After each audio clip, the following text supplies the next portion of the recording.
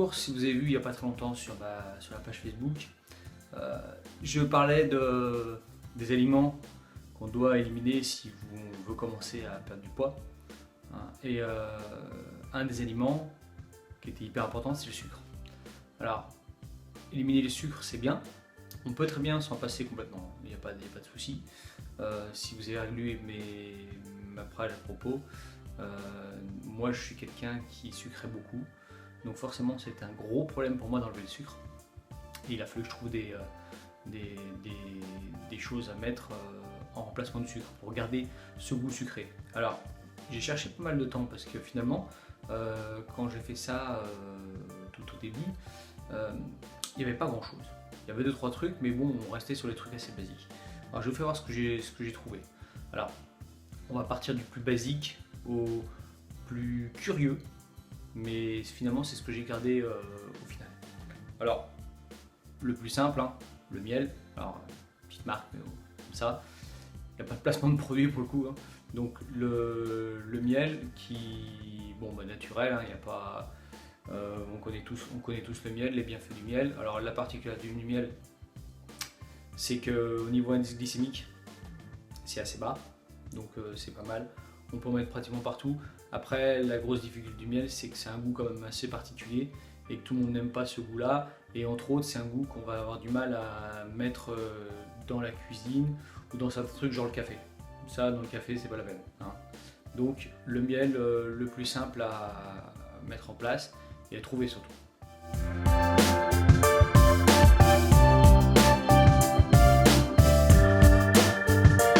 Ensuite, on a quelque chose que j'adore, que je mets partout.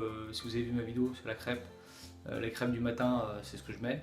Donc c'est du sirop d'agave, hein, pareil, c'est naturel, très faible indice glycémique, donc hyper intéressant pour le coup, encore plus que le miel. Parce que le miel, si vous regardez les indices glycémiques, est quand même pas prescrit, pas prohibé, il est entre les deux. Mais c'est un truc, si on peut s'en passer, c'est mieux quand même, hein. Sirop d'agave, là c'est l'idéal, ça remplace complètement, c'est très sucrant, honnêtement c'est très très bon et pour le coup ça n'a pas le goût. Par contre, toujours le problème, ça dans le café c'est pas la peine. Alors ça dans les desserts, tout ce que vous voulez, c'est nickel, dans le café, moi ça passe pas. Le thé par contre c'est super bien.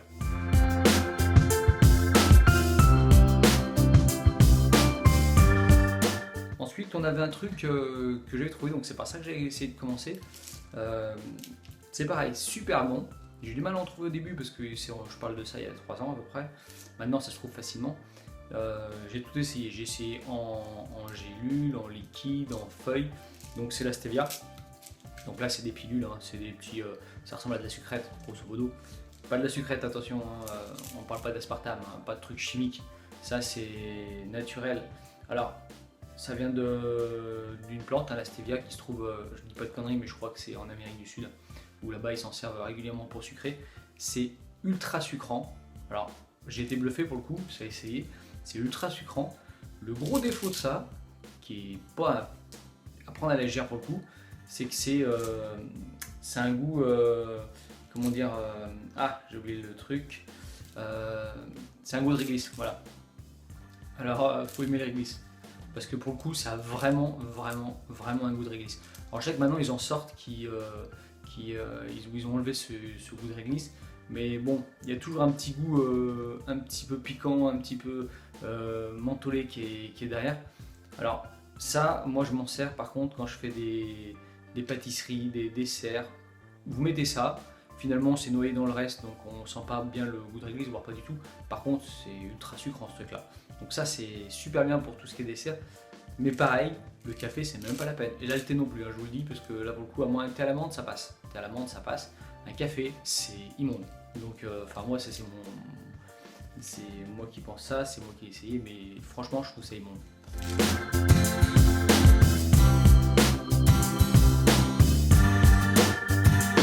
Et enfin, voilà ce que j'ai trouvé. Alors là c'est un gros pot, hein. Ce que j'ai trouvé de mieux, c'est ce qu'on appelle du xylitol. Alors c'est un extrait d'écorce de bouleau.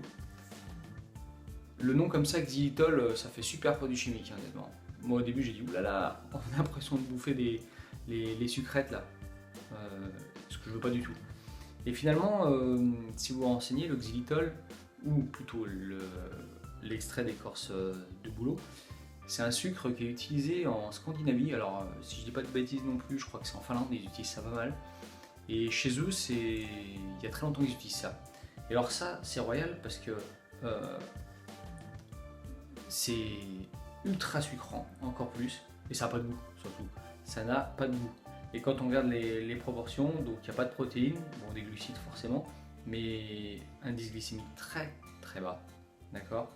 Il n'y a pas de sucre, du polyol, mais bon, ça c'est dû au xylitol, il n'y a pas.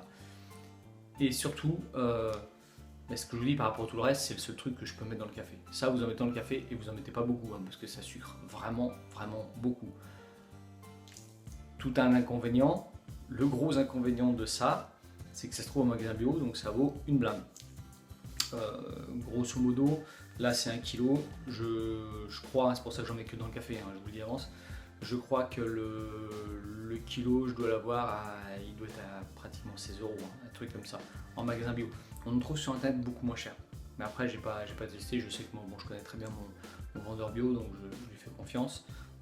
Privilégiez les gros pots parce que les petits pots passent assez vite et pour le coup, au kilo, ça vaut encore plus cher. Donc ça vaut très cher. Par contre, c'est vrai que si vous avez un problème, donc si vous voulez perdre du poids, de toute façon, il faudra arrêter le sucre. Donc si vous n'y arrivez pas, c'est bien en remplacement. Si vous avez des problèmes de diabète, c'est super bien en remplacement, d'ailleurs c'est préconisé. Hein.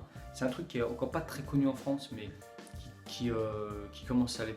Ça arrive, voilà, ça arrive. On a mis du temps avec la stevia. La stevia maintenant, il y en a partout.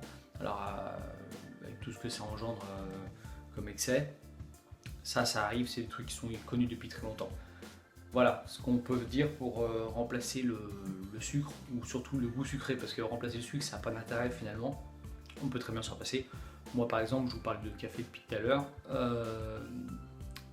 j'ai retrouvé le goût du café. Aujourd'hui, mettez-moi un morceau de sucre dans le café, je le bois pas. Voilà. Ça enlève l'amertume du café, parce que j'en mets vraiment pas beaucoup, j'en mets allez, demi, même pas, un quart de cuillère à café, donc c'est vraiment rien à côté d'une pierre de sucre qu'on pourrait mettre dans un café.